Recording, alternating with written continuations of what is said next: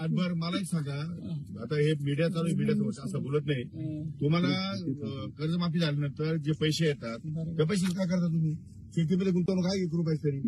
सरकार शेतीमध्ये गुंतवणुकीला पैसे देणार तुम्हाला. आता कोकणाच्या माध्यमातून तुम्हाला पाईपलाईनला पैसे, इरिगेशनला पैसे, तुम्हाला क्रॉपला पैसे, शेततळ्याला पैसे, सगळ्याला पैसे. भांडवली गुंतवणूक कोण करतं? सरकार. शेतकरी करता का? शेतकरी म्हणतो विम्याचे पैसे पाहिजे, याचे पैसे पाहिजे, मग साखरपुडे करा, मग लग्न करा.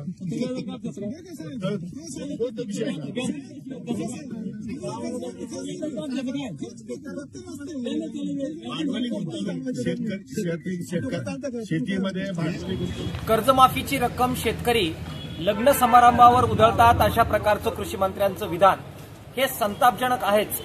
मात्र त्याचबरोबर महाराष्ट्राचे शेतकरी शेती कशा प्रकारे करतायत आणि त्यांच्यापुढे काय समस्या आहे याची जाण कृषी मंत्र्याला नाही हे सिद्ध करणारं सुद्धा हे विधान आहे.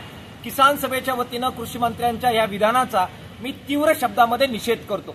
यापूर्वी सुद्धा शेतकऱ्यांची तुलना भिकाऱ्यांबरोबर करून आपण किती असहिष्णू आणि असंवेदनशील आहे हे कृषी मंत्र्यांनी सिद्ध केलेलं आहे.